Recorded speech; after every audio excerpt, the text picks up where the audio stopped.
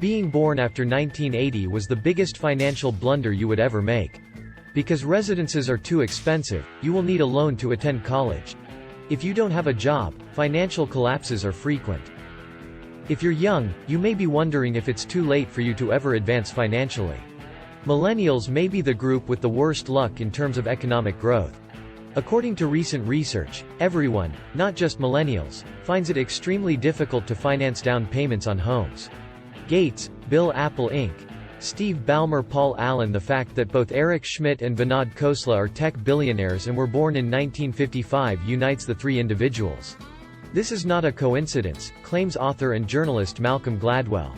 Gladwell contends that if Bill Gates hadn't been born at the ideal moment, he wouldn't have built Microsoft. If you wanted to become a tech billionaire, 1955 was the year to be born because you would have been able to benefit from the personal computer revolution when it first started. If you were born after 1980, you would have been able to start paying five-figure college tuition, six-figure home prices, and entering the job market after the dot-com bust, the global financial crisis.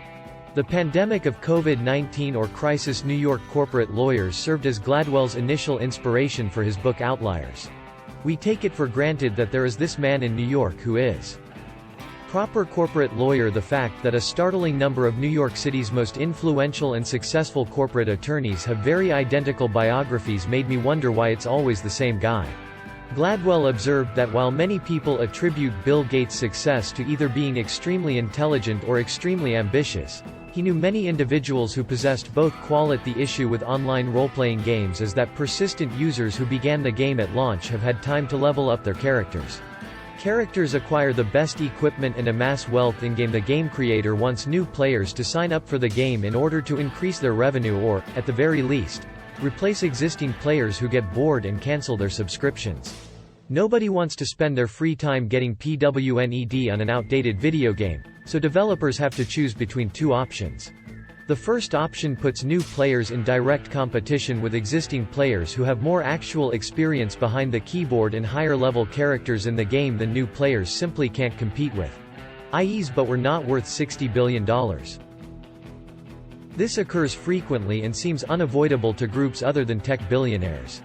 Option 1 would risk alienating its most devoted clients by narrowing the difference between new and old players.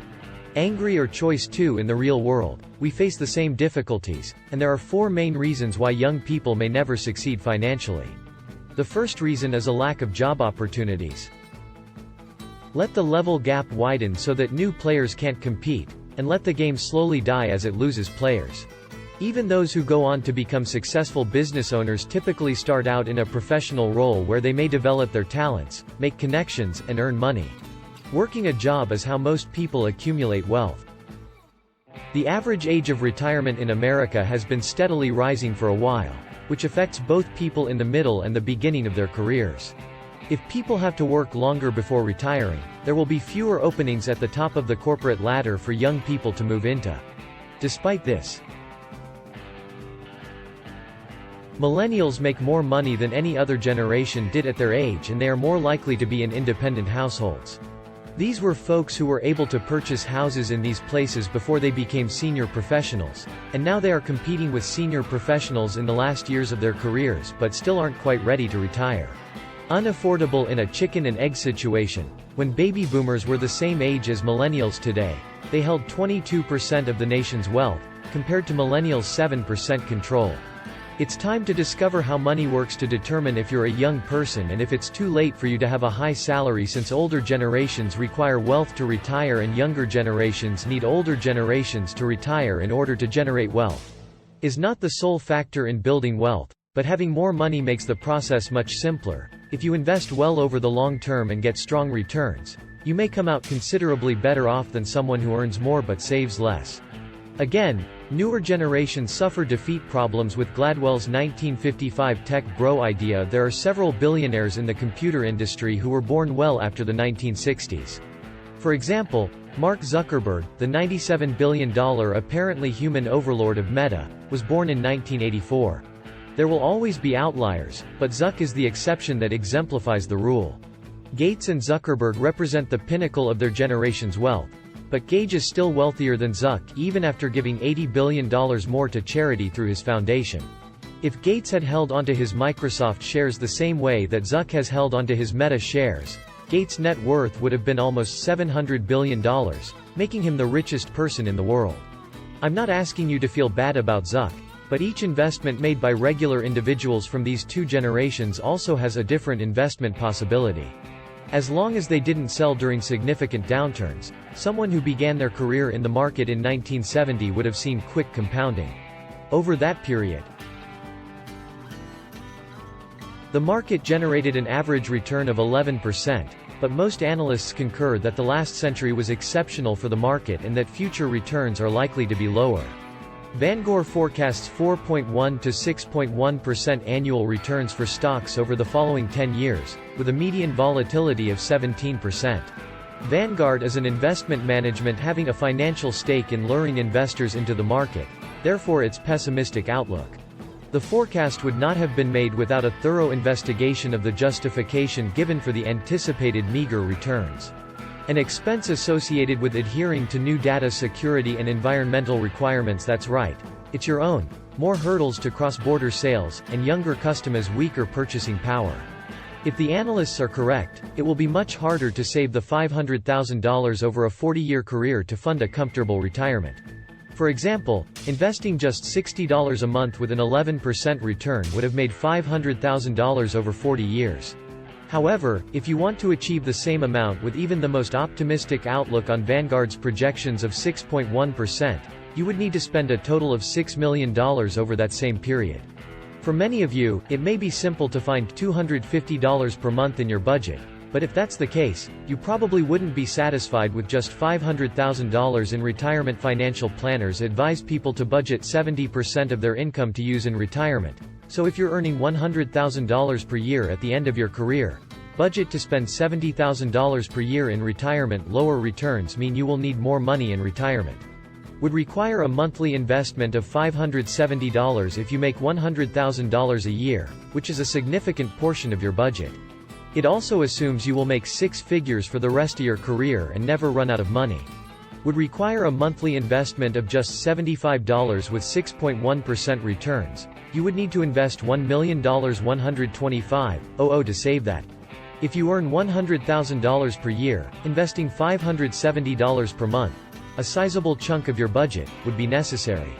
It also presupposes that you will always have money and earn six figures for the remainder of your career. Would only take a $75 investment every month with a return of 6.1%. You would need to invest $1 million $125,000 to save that. The third reason why it might be too late for you to get ahead is that real estate prices are so high that 40% of homes in America are owned free and clear without a mortgage, while more people than ever believe they will never be able to afford a home. You won't be able to accidentally build wealth by cutting out minor luxuries. You'll need a committed and fairly aggressive savings plan, which is why it might be too late for you to get ahead. To pay their rent in the same manner. Renters may also be evicted from their residences, in which case they would be responsible for covering the costs of moving, cleaning, and if you are a renter, this all reduces your ability to save the money you need to buy your own home or do anything else to improve your financial situation. In high cost of living cities, getting a down payment together can now take more than a decade of dedicated saving, and for young people that are able to overcome this hurdle, the problems only just start. People buying housing now will be hit with high prices and high interest rates. Locking in a high interest rate for 30 years is going to hurt people buying their first home because it can be expensive to refinance if it comes back down. The combination of high rates and high real estate prices makes the monthly payment for housing more expensive. Greater property values also draw greater property taxes relative to the average earnings at the period. There are no counties in the nation where an individual earning the minimum wage can rent a two-bedroom flat without running into financial difficulties. Younger generations also have more opportunities to spend during their earliest years, when savings have the most time to compound over a lifetime. Purchasing the average home and making payments will take more than 40% of the average salary, leaving little money left over to save for anything else. Streaming services for online shopping, expensive meal delivery services. The good news is that millennials are saving earlier than their parents and are saving larger percentages of their income, according to a study by Magnify Money. The average millennial had their net worth double during the pandemic, but they were still behind older generations at the same time. Fast fashion and the subscription occasion of everything weren't a drain on the wallets of older Americans when they were starting out. Younger generations struggle to make as much money, and their investments likely won't perform as well over the long term. And that's just for those just starting out. If you want to learn more about the difficulties you'll face as you near retirement, watch my video on why most people alive today will work until they pass away. If you also want to receive these videos